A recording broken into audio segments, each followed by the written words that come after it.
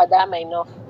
Tapos ako, sinuggest ko naman na rin to nung nag-usap kami nila Secretary Acosar at kahit sa Guapa, no, yung Gobyerno Women's Party List na ka-partner namin doon sa housing kasi si Rep. Arlene Brosas nasa housing committee.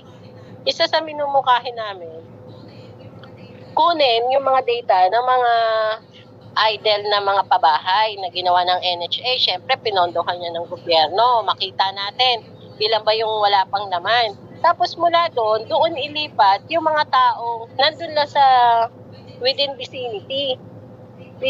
Diba? Para hindi mo na kailangan magpatayo ng bago kung ang dami-daming tiwangwang na pabahay. Ang kailangan po pa siguro, i-renovate yung mga bahay, ayusin, kasi marami talaga dyan, ilang taon nang nakatayo, tapos sira-sira na yung mga pintuan, yung mga ganyan, diba? At least hindi ka na kailangan gumastos ng napakalaki kung yun ang gugustuhin din ng mga tao.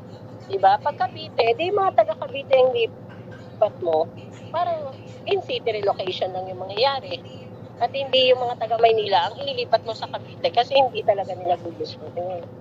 Mas gano'n naman yung namin, pagtingin namin tungkol diyan.